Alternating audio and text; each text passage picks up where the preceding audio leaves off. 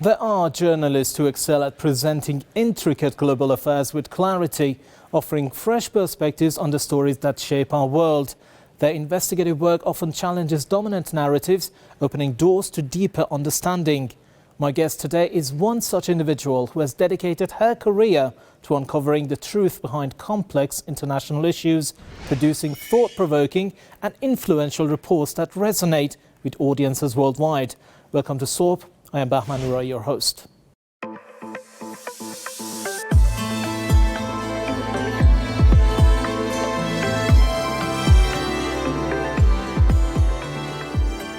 Anya Parampil is an American journalist known for her work with RT America and The Grey Zone. She has gained recognition for her investigative reporting and coverage of international affairs.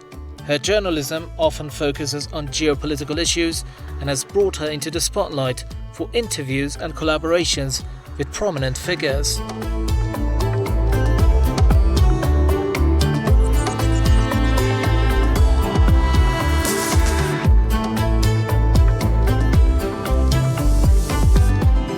Miss Anya Parampil, it's so good to have you on SOAP.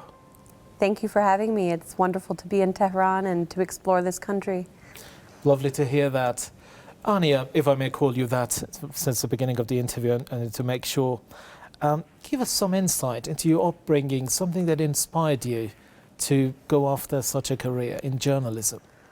I think part of what gave me the perspective I had is growing up in a home that was very American but also international. My father was born in Kuwait but is from India, was educated in India until he came to the US for university and met my mother. And they started a family and chased the American dream. But my dad, because he had this international perspective, was always talking about news in an international way, not just really from the perspective of the domestic media. And so that kind of challenged me to always think about the whole world and chase sources that weren't just only based in the United States, and to just have an interest in the world at large, because I would hear him talking with his friends about different historic figures or global leaders, and I wanted to keep up with the conversation. And so that eventually just led to an interest in wanting to consume media. And then once I did that, it just kind of pushed me in the direction of working in media. And my mom, she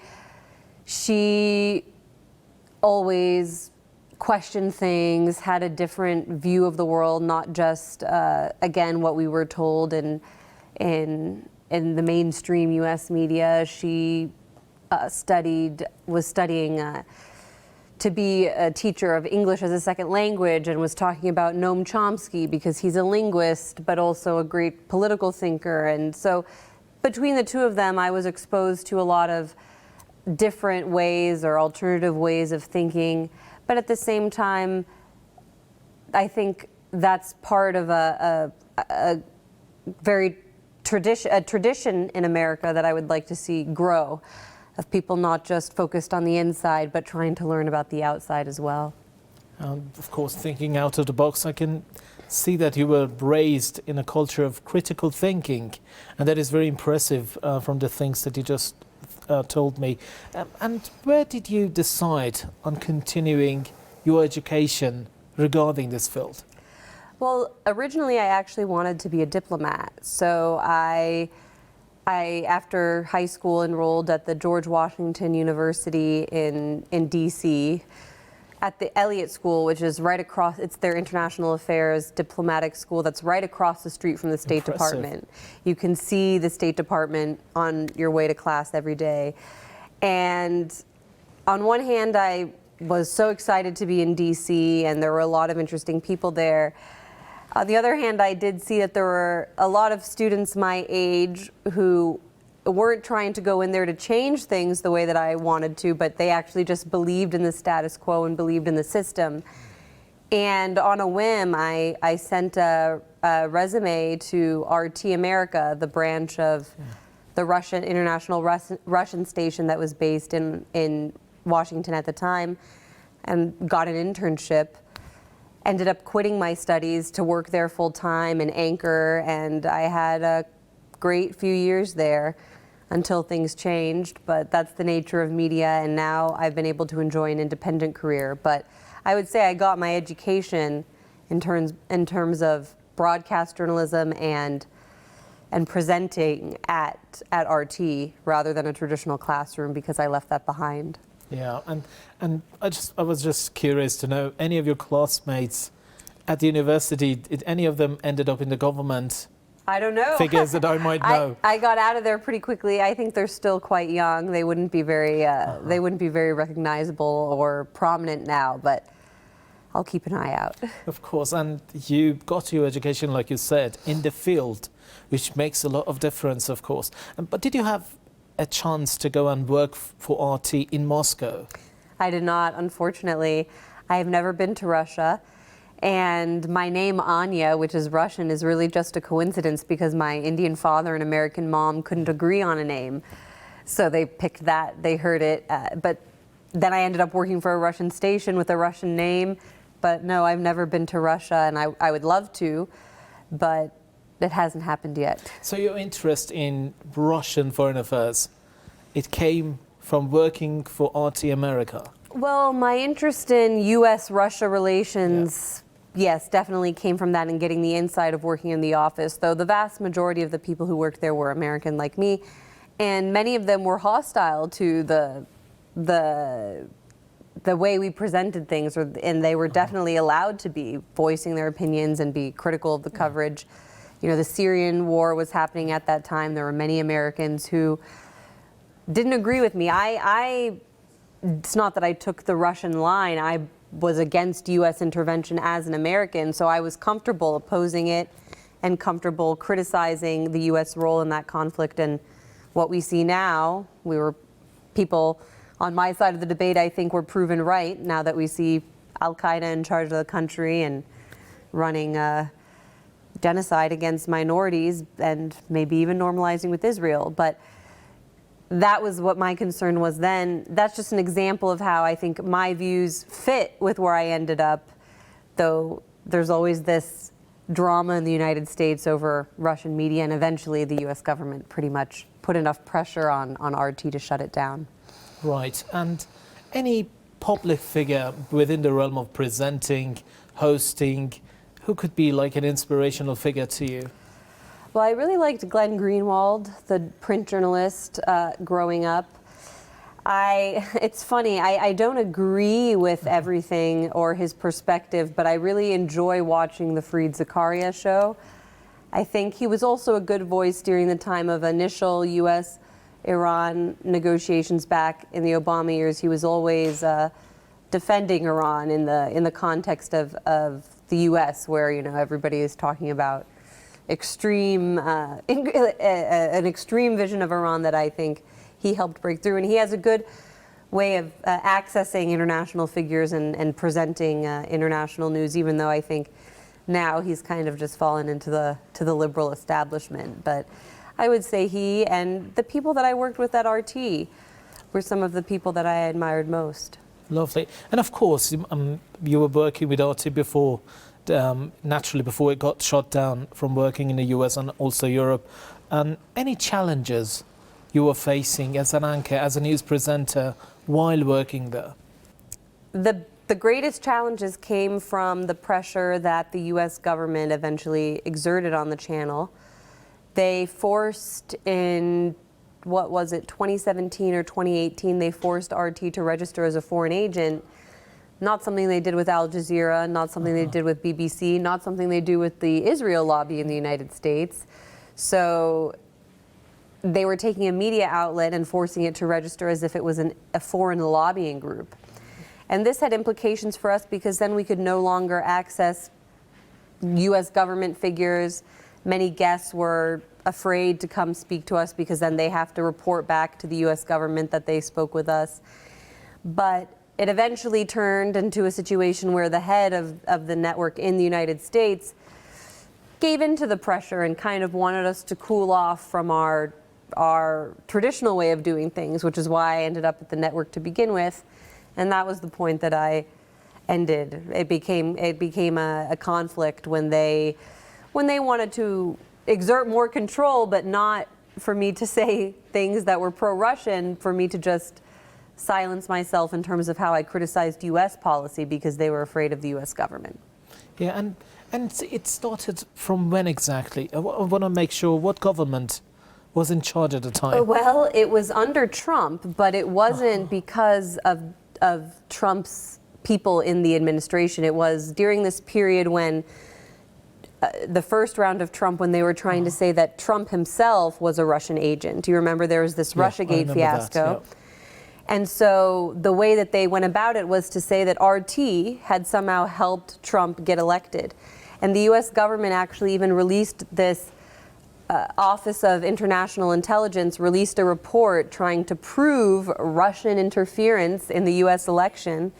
And the vast majority of the report was criticizing RT's coverage, saying that we had covered Occupy Wall Street, that we had talked about third parties in the United States, or that we had criticized Wall Street. These were all things in the U.S. government report that were trying to blame Russia for Trump's victory, or prove that Russians had somehow changed the outcome of the election, when in reality we were doing the job that any American journalist should have been doing, but weren't permitted to do. And so in the end, it was a wild scene, but it was really a part of the administration that was opposed to Trump, working within the Justice Department that wanted to target us.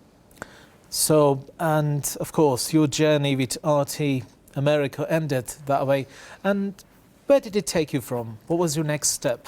Well, it was the end of 2018, and I happened to be in a unique position where my husband, Max Blumenthal, he had an independent outlet, The Gray Zone, and another friend of ours, another colleague, Aaron Mate, he also lost his job at another network around the same time that I did, and so we were all not quite sure what to do next, but very fortunately, Max was able to get some independent support, basically say, look, I have these two people that are very talented and popular, and if we can get some funding, we would love to do something independent with the Gray Zone.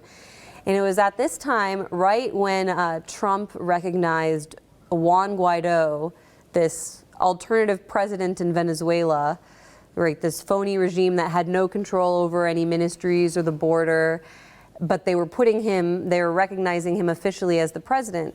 And we were all interested in Venezuela, having grown up in the U.S. with international left tendencies, seeing Chavez transform that country from afar.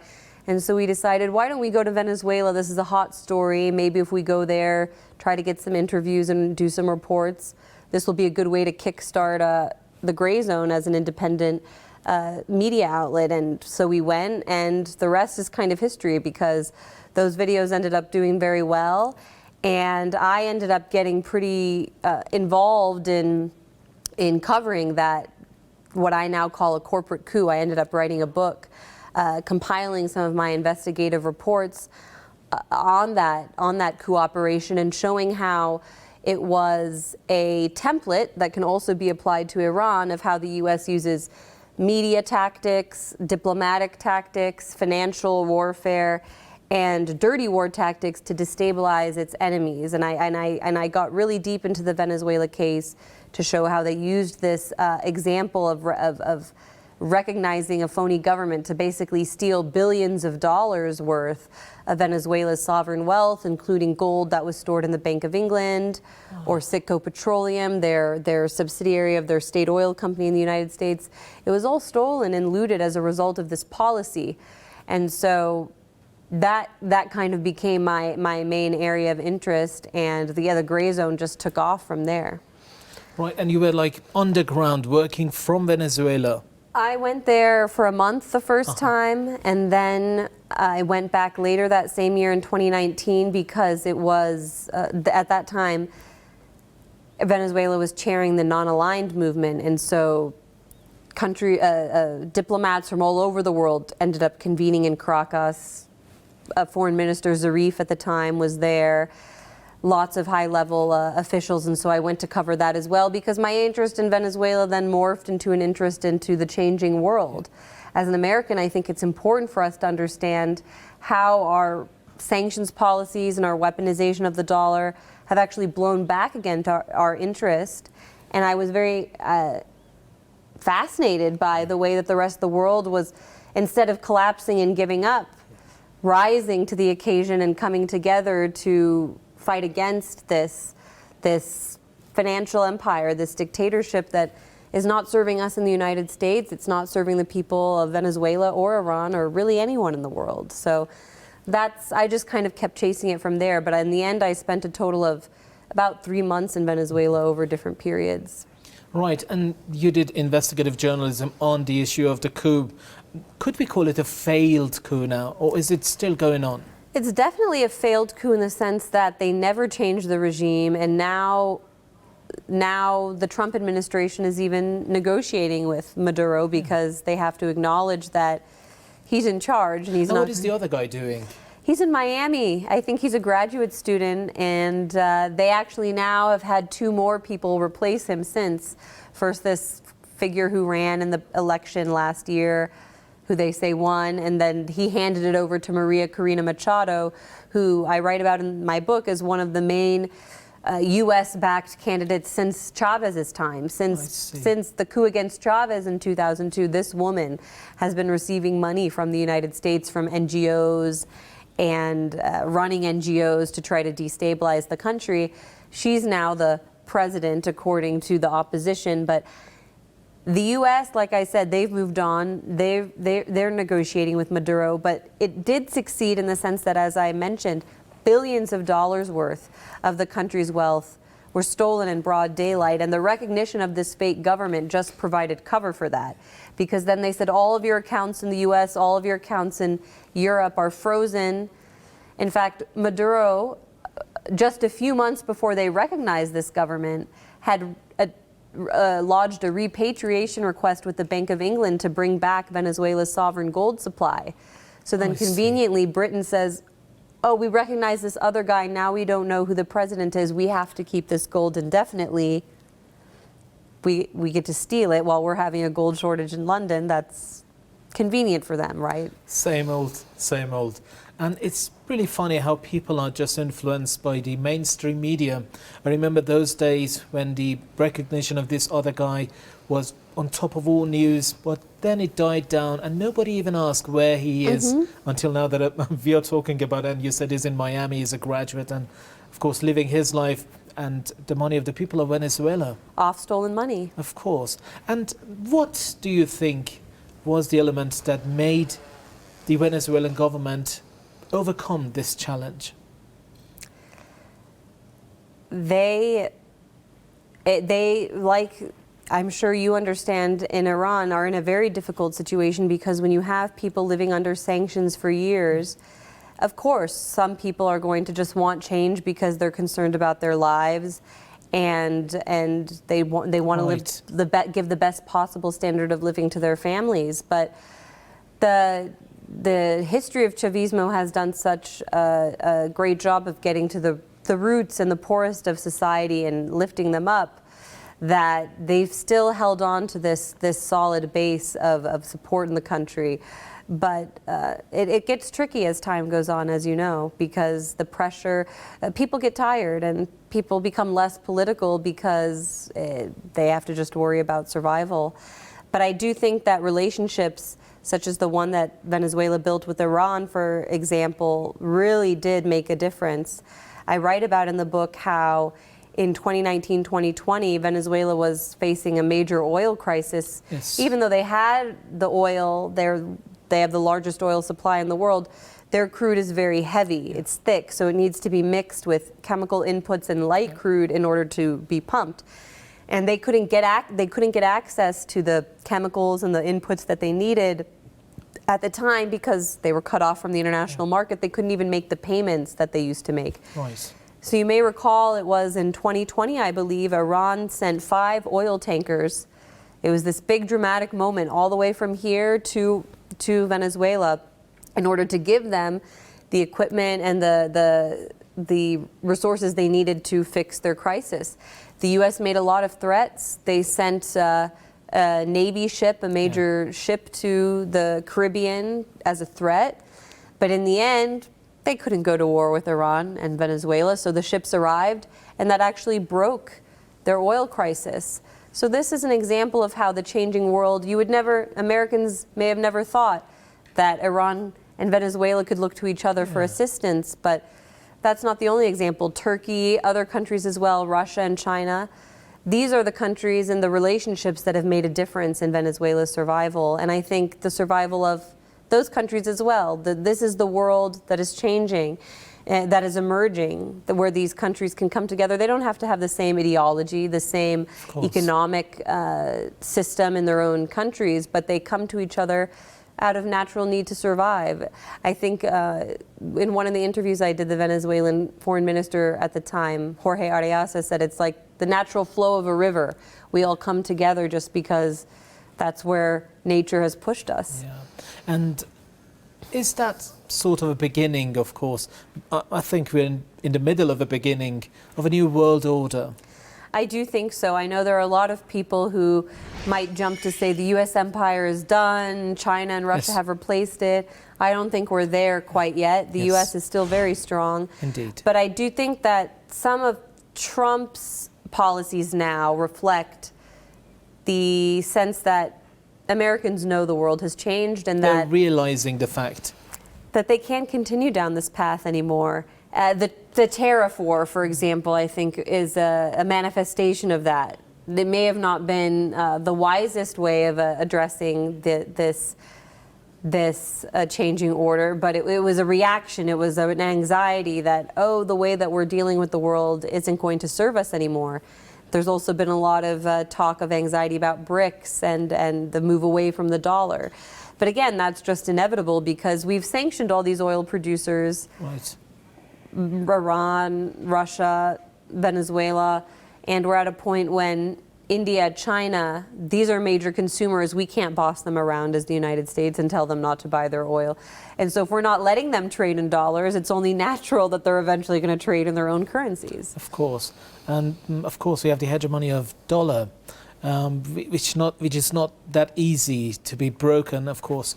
But this global south, the notion, what do you think of that? And how do you think it's going to end up?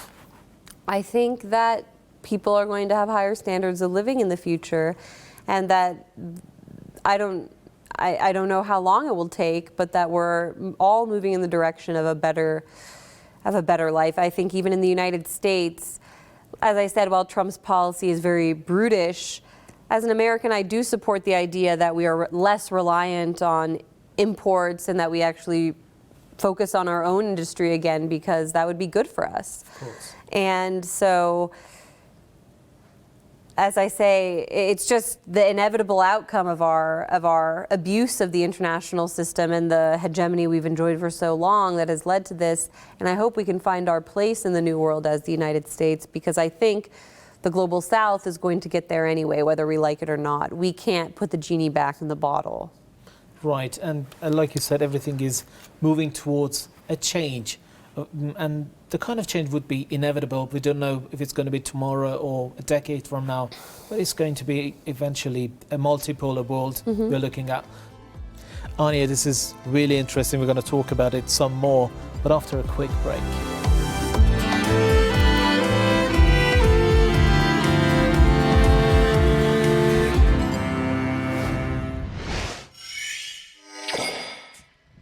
The world war that we are going to experience, or that we are experiencing in our generation, is not of the same nature as the world wars past. There's not trenches.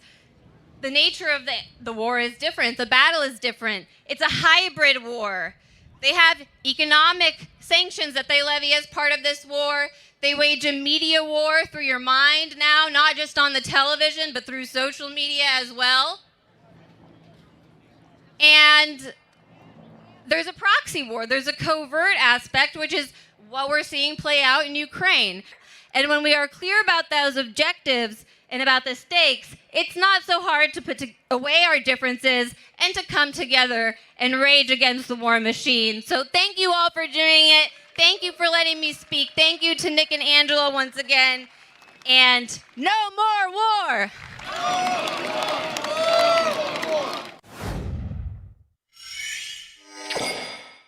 I was really impressed with the fact that you wrote a book on the Venezuelan crisis and the failed coup. And of course, I would love to have a copy of that if you can arrange that. Tell me about the situation in Gaza now and the role of international institutions and organizations. Of course, what we are witnessing is a total failure of the international system. It is broken. It cannot everybody individual governments are coming out and saying that this is horrendous, what is happening in Gaza, especially with the blockade of aid right now, more than 2 months. We are into that. But how can we fix that? How can the world fix that? Gaza does represent the ultimate failure of this world, that even when we talk about the economic sense, this is the world order that has been established since World War II, when we were told never again, that this was all established to prevent what happened in Gaza. I think that this live-streamed Holocaust, which is worse than anything humans have lived through in history, at the time of World War II or previous conflicts, we never were waking up every day while it was happening to see it, to see the children, to see the families torn apart. And so, in fact, many people didn't know in the past when these things were going on. So there was more of a, looking back on history, there was at least a reason or excuse that it could have gone on. Now there's no excuse. People know, they saw, and so we have to question, why was this allowed to happen? Well, institutions like the UN, I think that I've defended in the past, or I see as valuable as a place for the world to come together and speak, and based on the principles of territorial integrity, political independence, and sovereignty, great. But then we remember the UN was the institution that established Israel in the first place. So those principles were never on the table for Palestinians. And now we see that when it comes to this concept of never again, the UN completely failed. They can talk all day, but if the UN were truly going to serve its purpose, there should have been a force to stop the Israelis immediately after we saw a few weeks of the devastation in Gaza. And so it's clear that the UN and other institutions that were established at that time are there to support this world order. And I think that when we talk about a rising multipolar world, or the inevitability, what is that inevitability based on? To me, it's that all people want to be sovereign. They want to be independent. They don't want to be living under the boot of an imperial power. And that, of course, applies most of all to the Palestinians. That is their only crime, is simply wanting their land and their homes. And so they are the distillation of this crisis of the New World Order, or the rules-based international order that you hear Blinken and the liberal establishment speak of. And so for the world now to see, I think it's going to be the nail in the coffin of that system. And Israel, I think, probably wrote its own death certificate. Again, we don't know how long it will take, but I do think that ultimately Israel can't recover from this, just the same way that the international system cannot recover from this. And what will be the change that will come after that? Because, of course, we are all seeing the signs here, and the people, when I talk to our reporters on the ground in Gaza, they're all saying that, well, what ICJ is doing is impressive, but nobody even cares here anymore. Everybody wants meaningful action. So how do you think this meaningful action will come? Unfortunately, many of, well, the blow of Syria, for example, and the destruction of other countries that would have been part of the resistance over the last 20 years has contributed to a feeling that there's no one Now you have Trump well, there's Iran, of course, but because of this dynamic is now in its own conflict with the United States. So when Trump comes to the Middle East, unfortunately, he gives this speech that in some ways I thought was excellent, talking about neocons having wrecked more countries than they've built and intervening in complex situations that they didn't understand. Then he said, the people of the region built this region, and that is what is a beautiful thing. But he's talking about these fake Gulf states, Saudi Arabia, the UAE, Qatar.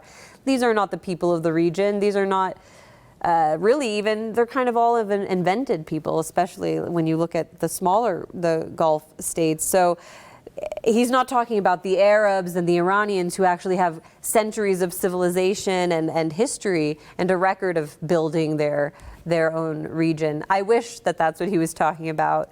But so there's this tension, I think, between, yes, those states and Iran, obviously. But if Israel can wane in its influence, I do see that there's hope that ultimately that even these countries can work together with Iran. In the multipolar world, for a while it means that there's more instability because you have countries rising up with their own agenda and power that can't be cut down the way that they may have in the past by a strong tectonic plates. Exactly. The Pakistan and India is a good example of a place that you might see more tension in this multipolar world because both of those countries are going to assert themselves. Though for now the U.S. was able to say, okay, we're going to cut you off from trade. You better put a stop to this, and they cooled off. But there's going to definitely be growing pains. But ultimately, I hope that there will be a stabilization where there's not just one hegemon, but I think the United States will always be a strong player on the international stage. China, Russia, India, and then there will be another wave of countries that are also influential: Iran, Turkey, Venezuela, Mexico, Algeria, South Africa, Egypt, the countries that are rising in BRICS for their importance. And once we go through those growing pains, I hope there will be more stability.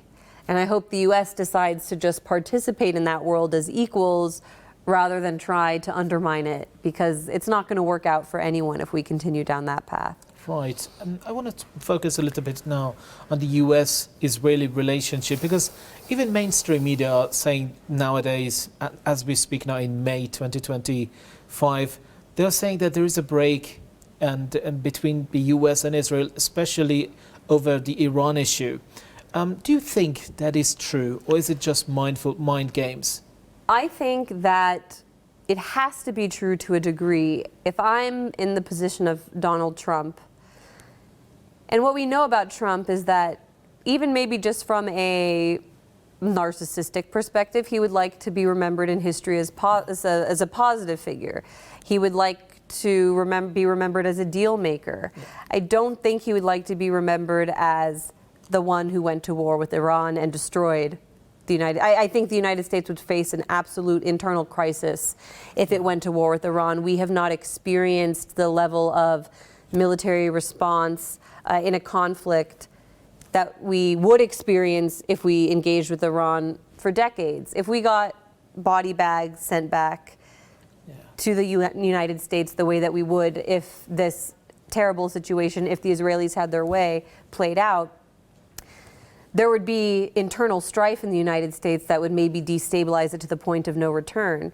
And so I think because of the situation with Gaza, because of the situation with Israel having, the neocon doctrine, clean break document from back in the 90s, they've checked off all of their countries, their axis of evil. Iran is the last remaining one. It came to a point when Trump came into office that Israel thought, this is our chance. This is when we're going to make it happen. It's now or never. And Trump is faced with the choice between being possibly the most disastrous president of my lifetime or someone who stood up against it. And I think Trump's own nature is to want negotiation and to say, first of all, I'm the one in charge, not Bibi Netanyahu. And so I think the issue of finding out that his national security advisor, Mike Waltz, was secretly meeting behind his back with Netanyahu in order to make this war happen contributed to a sense that for pride's sake, Trump can't continue down this path.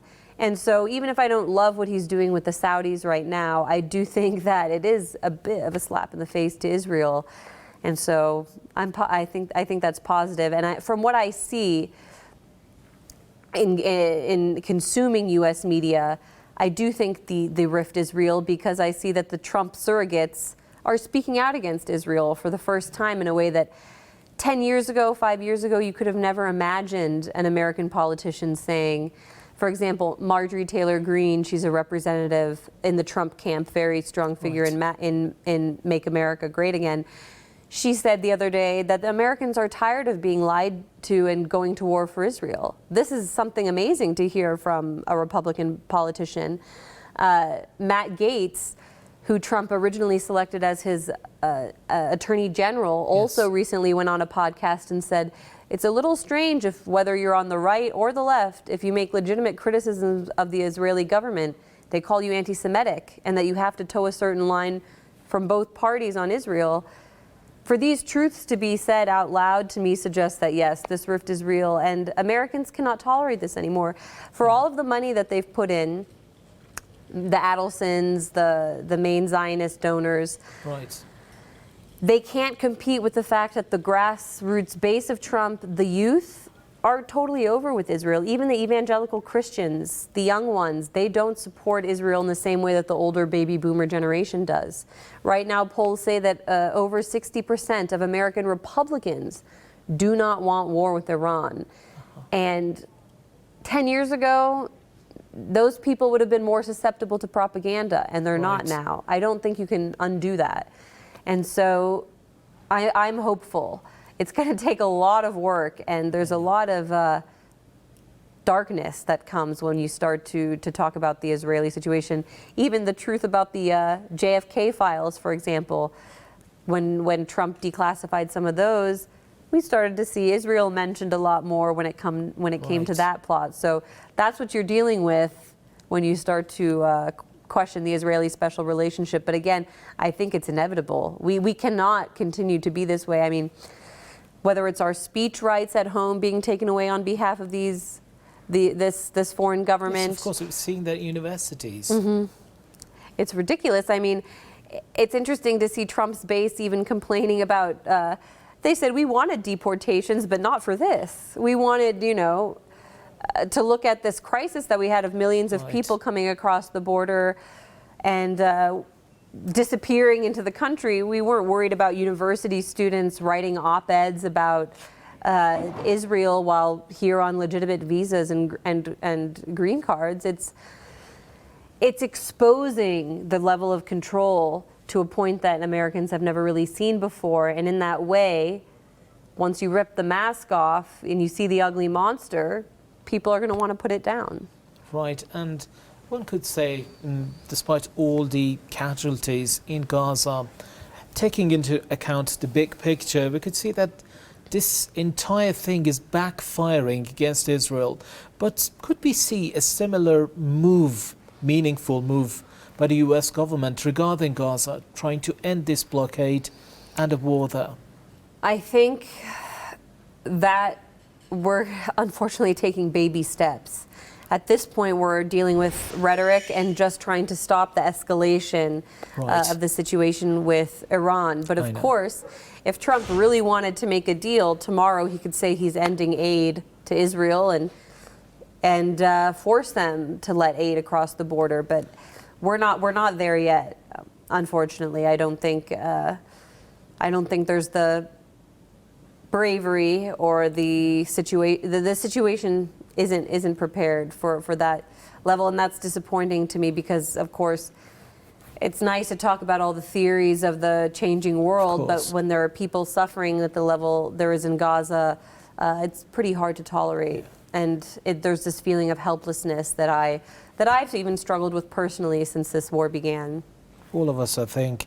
And as an investigative journalist, how do you pick your topics to work on? Usually it comes from conversations with people, a source or someone that might have information, and they share it with me, and then I just go down a rabbit hole. Since I became a mother, I kind of had to slow down because the rabbit hole can be never ending and it can kind of be all consuming. So I'm more focused on family these days. But usually it's, or if I have a question, if I notice something about the way that news is being presented on the mainstream, Right. and I see something else and through my international networks, you know, friends in Iran or elsewhere that are showing another side, then I kind of have to try and find the information to present. We say that the gray zone is trying to break the media blockade in the United States. That in the U.S. we just have one view presented. So Right. sometimes they make that job pretty easy. For example, the way that they attack Iran is so extreme that it's pretty easy to tell the other side. All you have to do is show up here and show the reality of life. And sometimes something as simple as that can make a big difference in the United States because we are lied to so much. In Venezuela too, we were told that there's no food, everybody's starving, everybody's killing each other and dying. All we had to do was go there and film the reality to make a big impact. Here they say, you know, that there are no religious minorities or that women are treated terribly. All we had to do was come here and film religious minorities and women walking in the street, or me walking in the street, to show that that's not the case. Sometimes it's more, it takes more of an effort to do an investigation, like I said, with documents, court documents, or sometimes focusing on an individual character.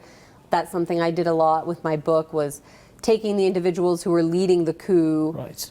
and going into their background deep. And then the story kind of emerges that they're all tools of the United States. I see.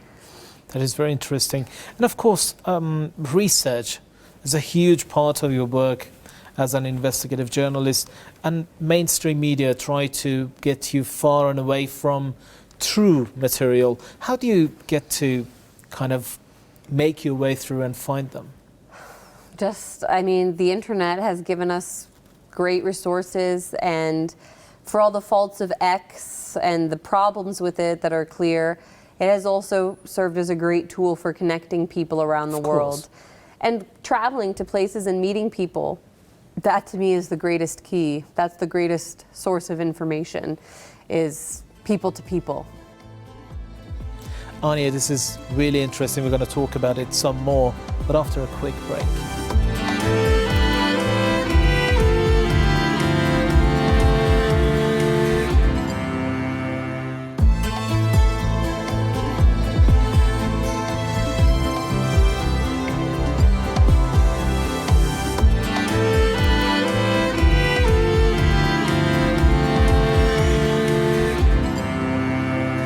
Good. Well, we're approaching the end of our program.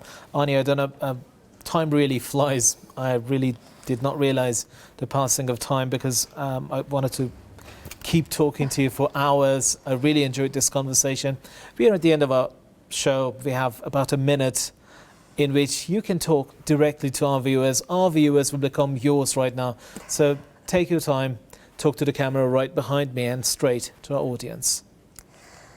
Well, it has been such a pleasure and a privilege to come to Iran and to see the reality of people here. And I just hope that you understand that our government in the United States is not the same as the people. The people absolutely want peace. I think even now, many in our government want peace. And so that is what the message that I will take back to the United States from here is that there is no enemy in Iran. And we could actually be friends and live in a totally functional, happy world where everybody's having mutually beneficial arrangements and agreements. And the greatest obstacle to that is unfortunately my country and some foreign influence in my country that we are working to reveal. But I think that the inevitable human nature is that we're all going to find ourselves in a more sovereign, more politically independent and happy world, because at the end of the day, I think we all want the same thing, which is a better life for our children And so we're going to work to strive to make that happen in the United States, and I know that the brave Iranian people will do the same. Thank you, Anya. It was a pleasure to talk to you here at SOAP. I really wanted this conversation to go on, but we are at the end of the program. And thank you so much, our lovely viewers. This is the end of another SOAP. But remember, SOAP means only the beginning of the day. So this is just the beginning of the conversation. You can all be part of it. Use our social media handles that are appearing on your screens right now. Until next time, it's goodbye from me, Bahman Rai.